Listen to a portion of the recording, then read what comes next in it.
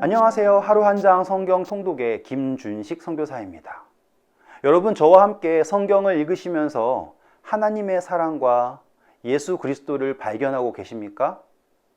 저는요, 매일 새벽마다 하나님께 하나님, 제발 저의 지식이 아닌 하나님께서 저에게 주신 그 감동이 이 영상을 보시는 분들에게 전달될 수 있게 도와주세요 라고 기도를 해요. 저는 그 응답을 믿습니다. 제가 오늘 이렇게 새로운 영상을 준비하게 된 것은요, 성경을 통독할 때 가장 어려운 고비 중 하나인 레위기서를 함께 준비하기 위해서예요. 여러분, 한 번쯤 경험해 보셨죠? 이 출애굽기 중반까지 열정적으로 읽던 그 마음이 출애굽기 후반부터 시들시들해지면서 결국에는 레위기서라는 벽 앞에 무릎 꿇고 마는, 혹은 레위기서를 통째로 넘어가 보고 싶은 그런 유혹이 있었지 않습니까? 그런데 오늘 저와 함께 이 제사법에 관하여서 공부하시고 난다면 앞으로 읽을 레위기서가 좀 더 친숙하고 또는 이해하기 쉬우실 거라고 저는 조심스럽게 여러분에게 약속드립니다. 자, 한번 시작해 볼게요. 먼저 제사예요. 자, 제사는요, 우리가 생각하고 있는 유교에서 드리는 추석날 드리는 그런 제사가 아니에요. 여기서의 제사는 예배입니다. 그리고 이 예배는 그냥 우리가 원하는 대로 우리가 믿는 하나님을 기분 좋게 하려고 드리는 예배가 아니라 하나님께서 정확하게 이렇게 하라고 명령하신 예배예요. 그러면 우리는 생각할 수 있겠죠. 그러면 하나님께서는 고기를 어떻게 태워가지고 드리는 것을 좋아하시는구나. 아니에요. 시편 50편 보세요. 하나님께서는요, 우리에게 제사를 요구하지 않으신다고 분명하게 말씀하고 계시고요. 그 이유는 천지의 모든 것이, 충만한 것이 다 하나님의 것이기 때문이다 라고 말하고 있어요. 또 하나님은 우리에게 섬김을 받으셔야 될 분인가요? 아니죠. 그분은 우리에게 생명을 주시고 우리를 섬기시는 분이에요. 그렇지 않습니까? 그러면 하나님께서는 왜 우리에게 제사를 요구하셨을까? 한번 살펴볼게요. 자, 이 제사에는요, 주인공들이 있어요. 자, 주인공 설명해 드릴게요. 첫 번째 주인공은 바로 저와 여러분입니다. 죄인이에요. 첫 번째 주인공 누구요? 죄인. 두 번째 주인공은 누구냐면 제물입니다. 세 번째 주인공은요, 제사장이에요. 이제 주인공들 다 보셨죠? 그쵸? 그리고 이 세 주인공들이 다 어디에서 만나야 되냐면 성소에서 만나야 돼요. 제사라는 것은 이 주인공들이 성소에서 만나야지만이 의미가 있구나. 중요합니다. 죄인하고 제물이 함께 있다고 해서 제사가 안 돼요. 아시겠죠? 제사장과 제물과 죄인이 함께 성소에서 만나야지 협력해서 이룰 수 있는 것이 바로 제사입니다. 이해하실 수 있겠죠?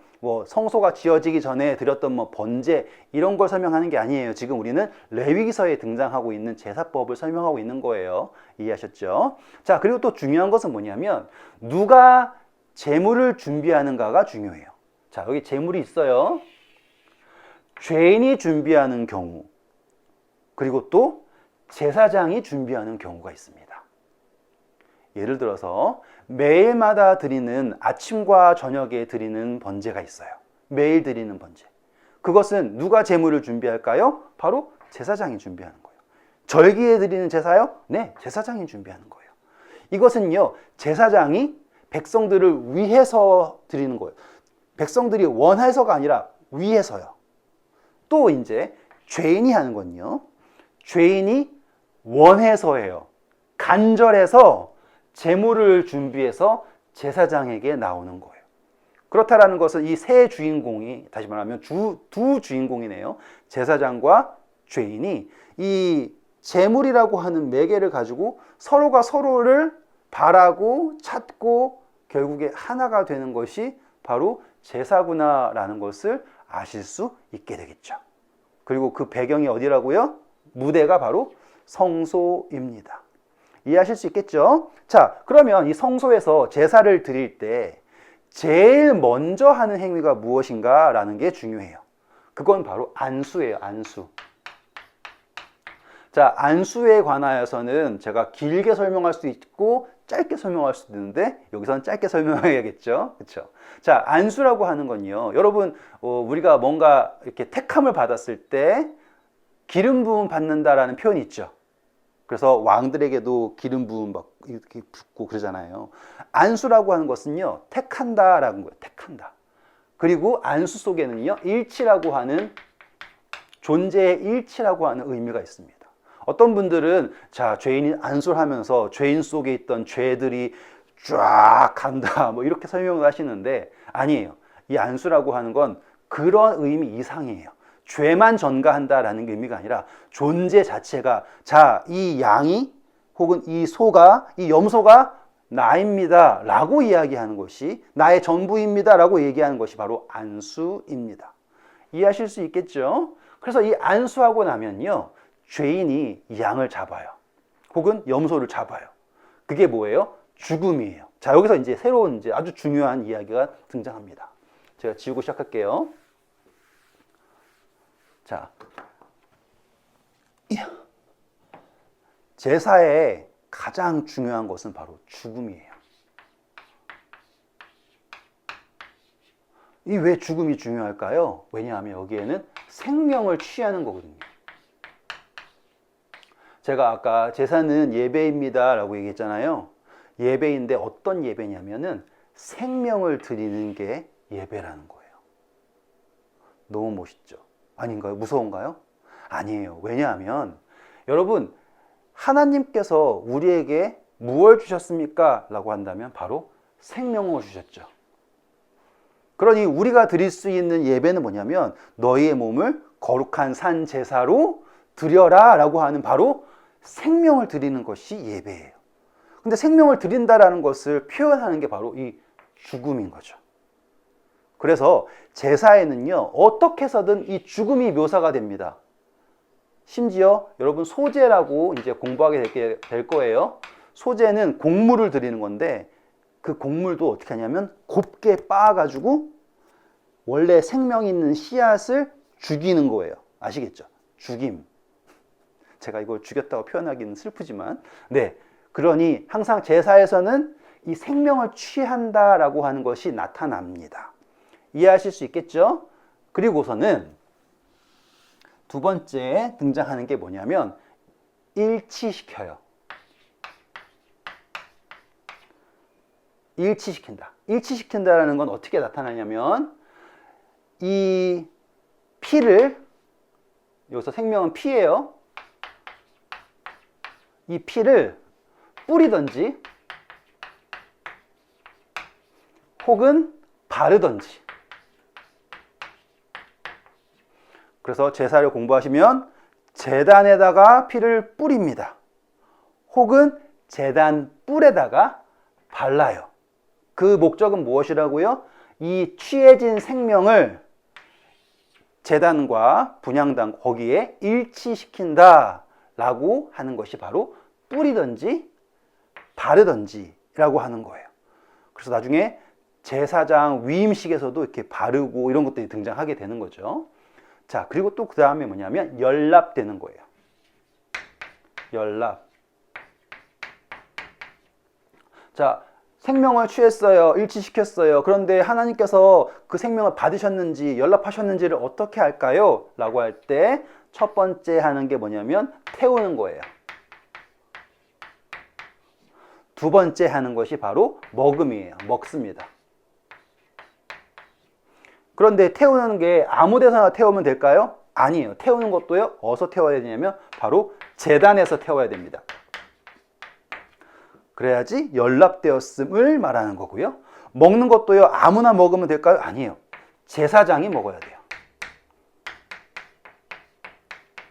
글씨가 알아보기 어렵겠지만 여러분들이 양해 부탁드려요. 저도 한 번도 불핀으로 뭔가 해본 적이 없습니다.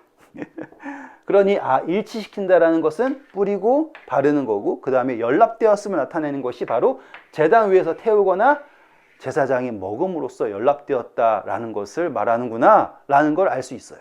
그래서 항상 제사를 드리고 나면 하나님께서 그 연기를 여호와께 그렇죠, 거룩한 향기 이렇게 표현하는 겁니다. 그리고 마지막으로 이 연락되지 않은 것들이 남지 않습니까? 그거를 이제 소멸하는 거예요. 소멸.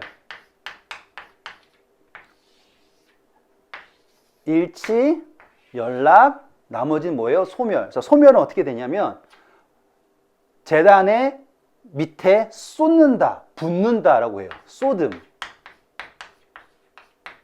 혹은 버림. 잘 보이시나요? 버린다. 그리고 마지막으로 또 태움이에요. 그럼 여기도 태움인데 여기도 태움인가요? 아니요. 장소가 달라요. 어디서 태우냐면 여기는 진영 밖에서 태웁니다.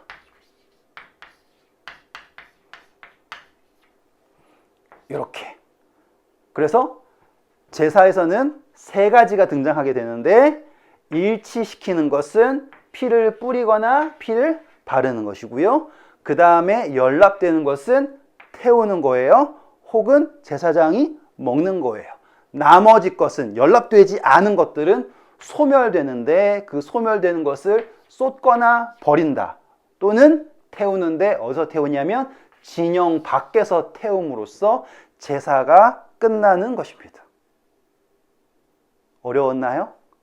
물론 여기 사이사이에 다른 행위들이 있어요. 뭐 들어 올린다든지 뭐 흔든다든지 뭐 각을 뜬다든지. 그런데 제가 그거를 다 설명하는 것보다 이렇게 기본적으로 나타나는 것들이 무엇을 의미하는지를 이해한다면 그 사이사이에 일어나는 이 일들은 충분히 이해하실 수 있게 될 거예요. 이해하실 수 있겠죠? 한 번 더 요약하고 끝낼게요. 제사라는 것은요, 예배예요. 예배. 어떤 예배냐면 하나님으로부터 받은 생명을 다시 돌린다라고 하는 것이 예배예요.